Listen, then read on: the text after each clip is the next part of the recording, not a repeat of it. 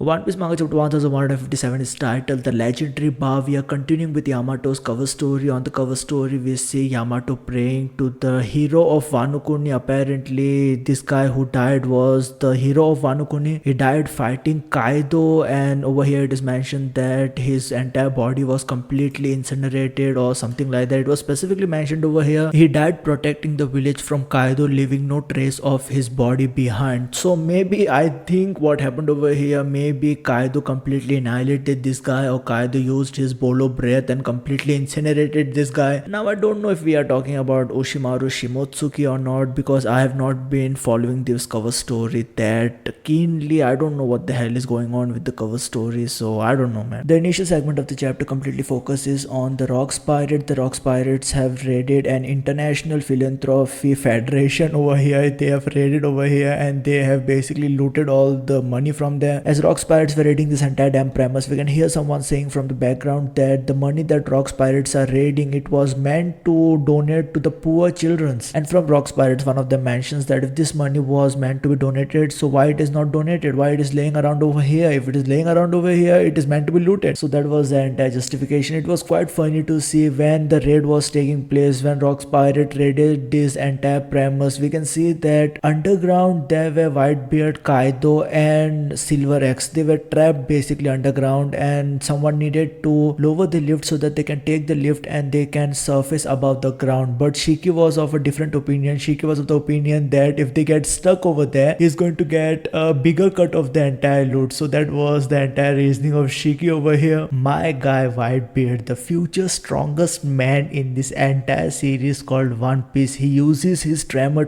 fruit, he uses his devil fruit ability and completely annihilates the entire premise. We literally see the entire damn premise sinking under the ocean. It was that kind of a move or that kind of a ability. We have seen him demonstrate this ability. We know what kind of a behemoth of a monster Whitebeard is. Through his abilities, through his devil fruit abilities, he lays the entire premise in shambles, and that is how he basically escaped from that situation that he found himself in. I'm really surprised the way Oda is depicting Captain John's character. We knew what kind of a legendary character or legendary pirate is Captain John, but the way Oda is handling this character, I don't know how to exactly describe him, but he to me gives a vibe of a very responsible, very mature kind of a character who is very calm and collected. He has a certain amount of leadership quality in him. I can see that in his entire character. We see in this entire chapter, in the initial segment, Captain John tells Xebec that they are completely surrounded by marine battleships, and obviously Xebec's reaction was that plunder everything, sink them all. After this, the chapter's initial segment finally concludes by narrator having an orgasm thinking about Rocks Pirate as he goes on to describe legendary feats that Xebec's crew has committed. This chapter's midsection focuses on a country or a nation which is not affiliated by the world government. A lot of marine battleships has approached this nation and they are attacking and taking a lot of people, ordinary citizens, hostages. King Harold gets involved in this entire situation because this was one of the nations that helped Elbaf in the time of crisis. We know how Elbaf suffered due to famines and various climatic conditions, pretty hard climatic conditions. There was a situation of famine. A lot of countries helped Elbaf in the time of crisis, and this was one of those countries. So King Harold was appreciative of that, and he could not just sit by the sidelines and watch world government tear apart this entire nation, take hostages. So he eventually jumped in to save the day. But the consequences of this entire damn situation, what happened? What was the consequences of King Harold getting involved in government's business? The World Economic Journal once again started to spread their propaganda. They basically reported on this incident by giving their own twist on the entire incident. They mentioned how King Harold got exposed, Elbaf monarch sinks innocent battleship, alliance with government revealed as a ploy. So the world government, through their propaganda newspaper, which is World Economic Journal, they basically portrayed King Harold and Elbaf in a very dark or a very negative light. Already Elbaf's reputation is not that good all over the world. They are known for their warriors, they are known for their savagery. So this entire propaganda was a huge setback for King Harold, because we know what kind of effort King Harold is putting in so that the world government will eventually recognize Elbaf as a country, or he wants to get affiliated by the world government. We cut from this scene and we go back to Elbaf. Over here, Xebec and King Harold are drinking together alongside with Ada in Ada's bar. Xebec wanted to drink with King Harold in his castle, but King Harold did not allow him to basically come into the castle. We know what kind of a reputation Xebec holds, so that is the reason why he is having drinks with Xebec at outskirts of Elbaf in Ida's bar, and this is a very good location in my opinion. I personally found this entire conversation between Xebec and King Harold, the setup of it, the conversation of it, the way they were talking to each other, the way Ida is serving them drinks while cleaning the glass, and we see behind them basically over there we can see Loki, over there we can see Hazruddin. The entire damn thing was quite wholesome from my point of view. This was my favorite moment within this entire chapter. Alright, Xebec wanted King Harold to join him, but King Harold once again denied him, and we see they were having conversation about various things. Xebec talked about how King Harold has shaved his head off, and he was talking about did King Harold shave his head because of good faith. In many cultures that is very significant. When you shave your head off, that symbolizes that you have changed yourself, or you are embarking on a different path, or something new you're trying to do, or a new phase of your life has started, or something like that. That has a very important or a significance in many cultures. King Harold mentions how Garp laughed at him, so maybe King Harold and Garp had a little bit of clash with one another. Who knows? I don't know. But talking about Garp, when Xebec hears about him, he mentions how Garp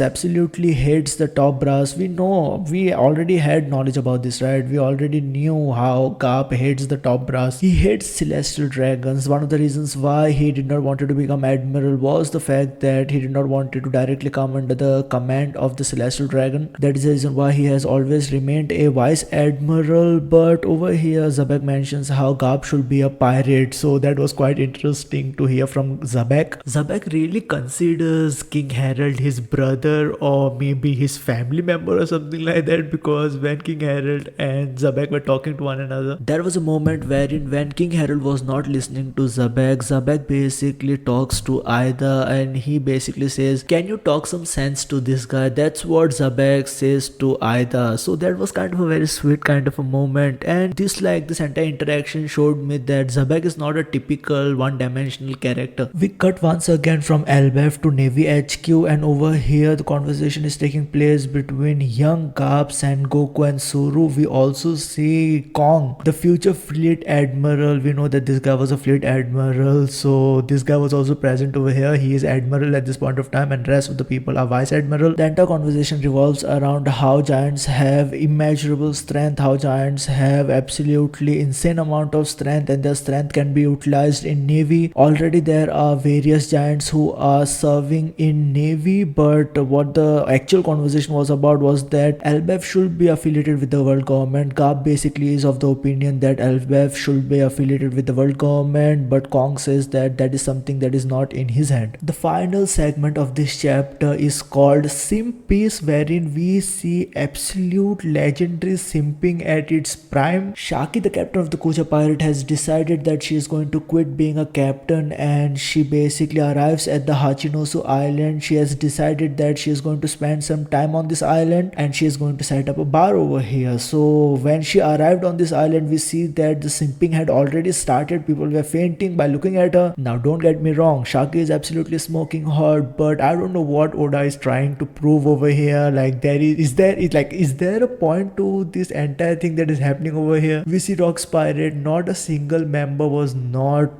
completely, I will say, mesmerized by her beauty. We see Whitebeard, we see Xebec, we see Shiki. Everyone had heart eyes. By the way, there was a moment in this entire chapter wherein Glorosia was reading the newspaper, and the news was about Shaki leaving the Kuja pirates. Glorosia was concerned. She was concerned that Shaki might steal away Roger from her, and at the same time we saw Big Mom drinking besides Glorosia. So Big Mom was asking Glorosia about love and stuff like that. Is love that important? So Glorosia passed a very nasty comment towards Big Mom. She says that Big Mom would understand love because she is popping out kids like popcorns. Indirectly, Glorosia called Big Mom a hoe. Alright, she called a Big Mom a slut, and we can see behind Big Mom our legendary character Katakuri is there. We see Daifuku as well over here. So I don't know who's Katakuri's father is. I think it's been like 2 or 3 years at this point of time. She has been with the Rocks Pirates, so I don't know Maybe some members of the Rocks Pirate had affairs with Big Mom, or they slept with Big Mom or something like that. I don't know, man. Now if you ask me personally, when it comes to beauty, I think Big Mom slays Shaki. I think Big Mom in terms of beauty slays Glorosia. I think she is really pretty, man, Big Mom, but she is a hoe, so why I can't do nothing about it. This chapter finally concludes with a proposal. The five Goroses, the five elders, propose to King Harold that if King Harold kills Roxty Xebec, then they are going to allow Elbaf, or they are going to make the country of Elbaf an affiliate to the world government. They are going to allow that. This indeed creates a very interesting dynamic between King Harold and Roxty Xebec's character. We know what kind of a relationship these two individuals have amongst each other. Now, does this also mean that King Harold was also involved at the God Valley incident? If that's the case, I'm telling you, like, we are in for a very insane flashback, man. Very insane depiction of God Valley entire segment. Alright, that is going to be absolutely insane if King Harold was also included or involved in this entire situation. Now, if I remember correctly, in the present storyline, Imu has taken possession of Gunko's body, and Imu has indirectly involved himself in the entire situation of Elbaf. He wants Elbaf to be in his dominion, and one of the things that Imu mentioned was that it was King Harold's fault as to why Elbaf was not already in the dominion of the world government or in the dominion of Imu. So what did King Harold do over here? Because we know that he wanted to get affiliated with the world government quite desperately. So what did he do? Like, what happened over there? Like, how did the deal fell apart? Like, what was the conditions of the deal? What happened over here? That is something that we want to know. I want to know personally. Alright, so thank you very much for watching this video. This is all I wanted to talk about this chapter. Have a blessed day. Bye bye. Peace.